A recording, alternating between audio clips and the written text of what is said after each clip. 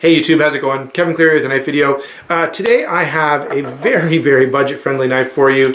This is the Ganzo 727. Now, I wanted to put this video out there because of the fact that on gearbest.com these things are selling for such a cheap price. And I don't know if you're like me, but when I see something selling for a really good price, I'm like, yeah, it sounds too good to be true. This cannot be a good deal. So I did pick one up and check it out, and I have been totally impressed. So I wanted to quickly put this out there. I looked on eBay and Amazon, these are like about 18 bucks. Gearbest.com, they're like $12, like $11.92. That translates into about $16 or $17 Canadian. Still free shipping to Canada from Gearbest.com, so if you're watching from Canada, that's awesome. Still totally worth it. Now the wait is going to be a little longer because they're coming from who knows where, right? Somewhere in China probably. But they are very well done. So this is one of those things where it's like just really, it actually is a really good deal and you're getting something really well put together. Okay, I will speak a little bit to the fact that this looks an awful lot like a Rat 1.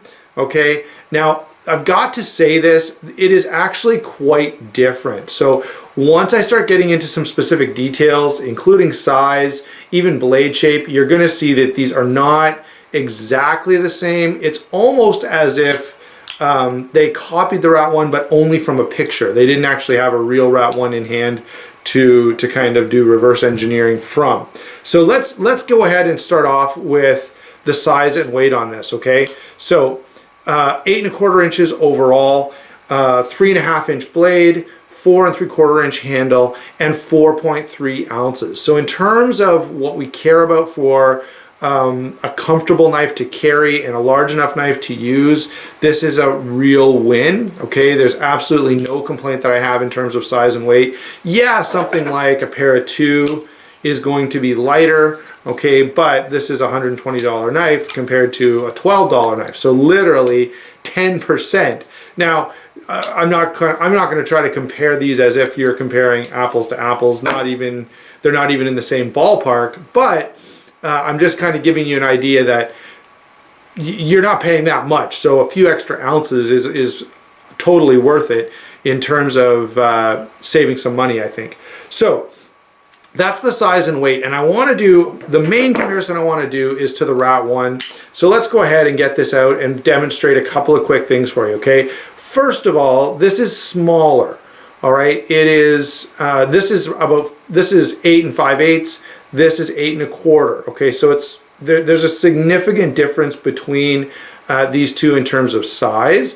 Even in the blade length, there's quite a big difference. If I put these pivot to pivot, you can see that the Rat 1 is bigger. The handle is significantly bigger, and I will say ergonomics, although the ergonomics are good, you can really tell the difference. Look how much handle. I've got tons of handle real estate here, and notice this one, it is still full 4 fingers, but it does not extend past the palm of my hand. Okay, so there's a significant difference in terms of size. There's also a considerable weight difference. This is 5 ounces, this is 4.3 ounces, almost a full ounce lighter. So even in the girth of the handle, that is how hand filling it is, there's a difference. Okay, so these are very different knives, and so I don't want you to say, you know, yeah, I really like the Rat 1, I'm gonna love this. This is quite a bit smaller and it feels slighter in hand. Okay, now the other thing is the blade shape is different. This is more thinly ground behind the edge. The blade stock is thinner to begin with. And in fact, it is finer. Overall, this is a finer blade than the Rat 1. So you're going to get some more toughness and some more durability with the Rat 1. So I don't want you to just look at this and say, hey, it's just like a Rat 1, so if I love the Rat 1, I'll love it. That's not necessarily true. I think this is great, but as we go through, I will bring this back and make some comparisons so that you kind of understand the differences. Okay, so we've covered size and weight, and I think this is a great size and weight, totally comfortable to carry. I've carried this quite a bit, not all day. Okay, I have a few other knives that I do like to carry, but I have made a good point of knowing how well this carries. It's very comfortable in pocket. It's very useful. Full flat grind is an extremely utilitarian grind. And I will say this, the drop point on this and the more gentle curve of the belly does make this a finer point. And I actually prefer this blade shape a little bit over the Rat 1, which is a more sort of bushcraft type of blade shape, okay? So that kind of, so for blade, now let's get into some more specifics. The steel on this is 440C. It came to me not that sharp, okay? I did have to touch it up, but it took an extremely sharp edge, and 440C is known to do that. It's held that edge for me as well really nicely, okay? So I actually really like this blade. I can't there's nothing that I think it's very, now it is a very slicey blade, okay, and it's fairly fine. So this is a blade you definitely don't want to go prying with. You will break it, and you probably don't even want to drop this. If you drop this onto, say, a sidewalk, you're gonna chip this blade, no question. Now, having said all that, I'm generally pretty careful with my knives anyway, and so I've had no problems, and I've got to say, this knife has performed for me really, really well. All right, as I said, I did have to sharpen it, but I haven't had to sharpen it again, and I've done a bunch of different things with it. Now, you know, 440C is not going to hold an edge as well as all kinds of other steels, okay, 14C28N, 154CM, all those kinds of steels. But compared to, you know, if you've got an overseas made Spyderco or Kershaw or CRKT, any of those with their 8CR, 9CR, 13 MOV blades, this is going to be at least as good as any of those, okay? And even the AUS-8A that's in the Rat 1, it's going to be definitely comparable to that. Now, I will say, if you get into the AUS-8 that comes from SOG or CRKT, I've actually got a SOG with me today, the SOG Zoom. I guess we can do that size comparison since it's here. Those models, the AUS-8A is going to be better, okay? So that's the blade. Very impressive blade. I've been quite happy with the performance on it. You just need to know it's finer. So if you've got a Rat 1, this blade is slighter. It's not as tough, but it is more thinly ground, and it's going to slice a little better. Lockup and deployment on this is, of course, the fake axis lock, okay? Now, let me point out that where the thumb stud is in relationship to the pivot is actually better on the Ganzo, okay? It's a little further out, and that's why, guys, I've said they're not the same knife, okay? Like, it's really, really different. The feel of deploying this knife and the feel of deploying this knife could not be more different. So you've got the axis lock, and I've said this before, the Ganzo axis lock is not, it's not a Benchmade, okay? It's not going to perform as well as a Benchmade. If I try to actuate the lock with one finger, you know, on a Benchmade, I could easily take this with my thumb and do it no problem.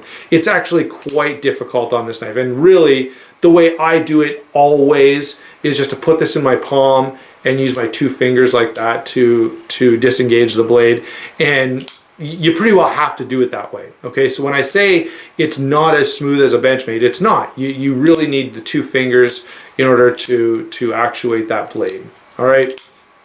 Now, having said that, you can see it's very fast.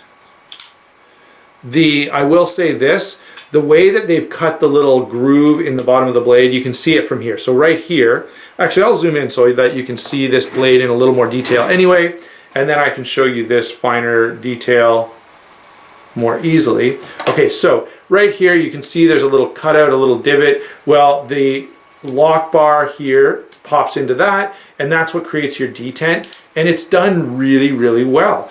It's just exactly the right amount of detent that when this blade comes out, it comes out very, very quickly, okay? The lock is very, very secure, and this is one of those things, guys. This is a $12 knife, and the lockup is solid as a rock, okay? So that's one of the reasons I have no patience for a company that's making a $40 knife and it has blade play.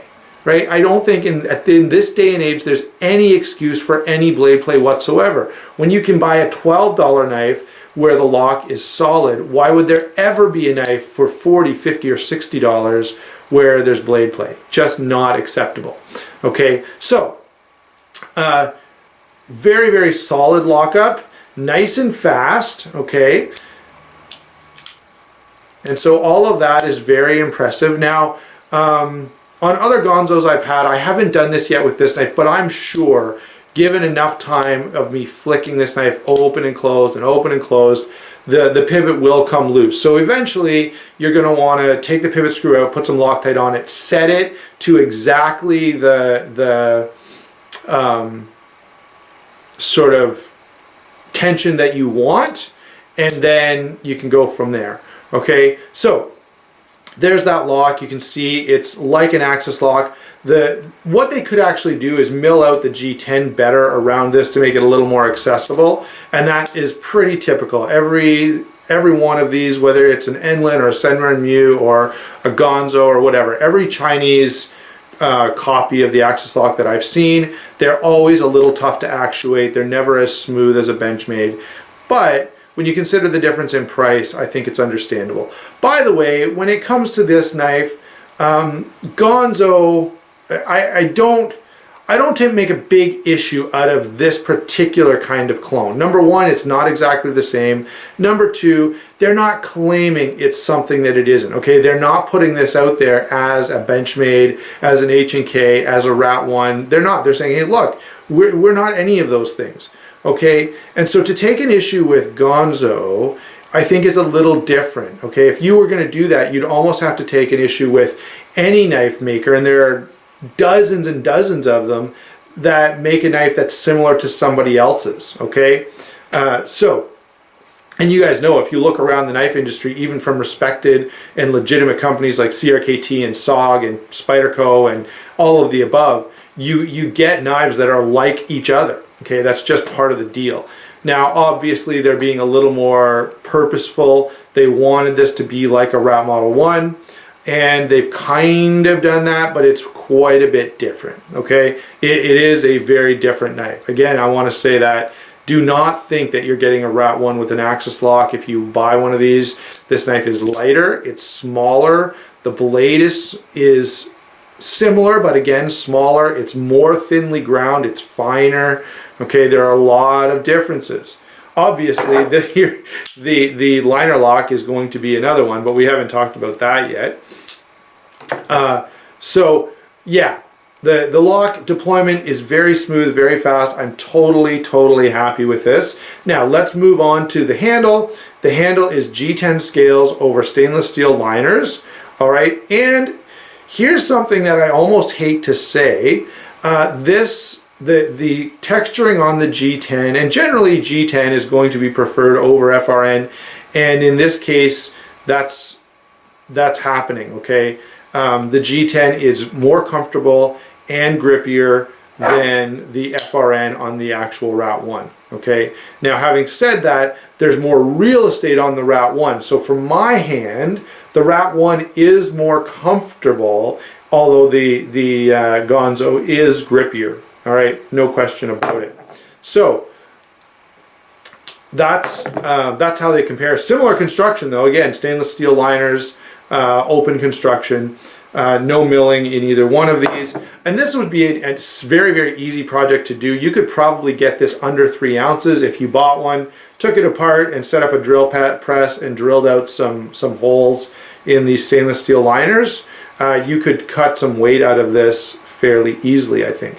The pocket clip is very workable, and it is reversible for left or right hand tip up carry. Okay, so very comfortable knife, very comfortable handle, very well constructed. Lanyard hole, yeah, 550 would fit through there. It's non-tubed, so that's not unexpected at this price point. Let's back out now that I've kind of shown you some of the details. So there you go, guys. That is the Ganzo 727. My overall impressions on this knife have got to be this. For the amount of money you're paying, which is extremely small, even if you get this on eBay for 18 bucks, Okay, now if you're Canadian, that 18 bucks is going to be more like $22, $23. So why not just get it from gearbest.com? Then you're only paying like $16. And I've got to tell you this, I was in Canadian Tire just a couple days ago, and I always browse through the knives, and they've got a bunch of Chinese made knives in there from different companies, okay, but they're all Chinese made anyway, so you're comparing apples to apples. And I've got to tell you, this thing would blow away by a large margin anything that they were selling in Canadian Tire or Walmart for 20 bucks. Okay, and it's less than 20 bucks, even less than 20 bucks Canadian. So, very, very good knife. This is a great knife to have around. No, I'm not going to start carrying this over, you know, my Spyderco's or any other knife that I have. I'm not, okay? I'm not going to be like, well, I could carry my zero tolerance, but I'll carry. No, sorry, that ain't happening. But when you're doing something where you could lose your knife, when you just need a beater that you're just going to, you know, pound on, hey, man, it's really, really good. And if you lose it, who cares? In fact, when you go to order one, order 3. Give them away as gifts, whatever. In fact, I am going to probably gift this one to, and I've got, and I may even order a couple more to use as gifts for people that I know who would carry a knife but just don't have one of this level of quality. And in terms of quality, this will be the last thing I say about this. In order to kind of get your head around the level of quality you're getting, I would compare this in quality to any, you know, Spyderco or CRKT or any other, you know, overseas produced knife that you're paying around 40 bucks for. Absolutely very, very similar, okay? The quality is right up there with any knife that ranges from $35 to $50, okay? So you're getting a lot of value out of this Ganzo 727, all right? There you go, guys. That's my take on the Ganzo 727. I actually really like it. I like lock-in deployment. I like the G10 scales. I love the blade. I would actually like to switch these blades if I could. So lots of good stuff about it. No, it's not going to be, you know, it's not going to beat out your Mannix or your military or whatever else you may be carrying. It's not designed to do that. It's designed to be an extremely budget-friendly knife where you're getting something pretty good at a very good budget price, okay? There you go, guys. Hope you enjoyed the video, and let me know if you've had a Ganzo knife before. Which Ganzo have you had, and what was your impression of it? I've had a few, and generally, I've got to say that out of the Chinese companies, and I've tried them all, I've tried Senryu, I've tried Enlin, Ganzo is the one that I don't really buy the others anymore. I will pick up the odd Ganzo. I'm not, you know, it's not a big part of my collection, but they are putting out some pretty good stuff. There you go. Talk to you later.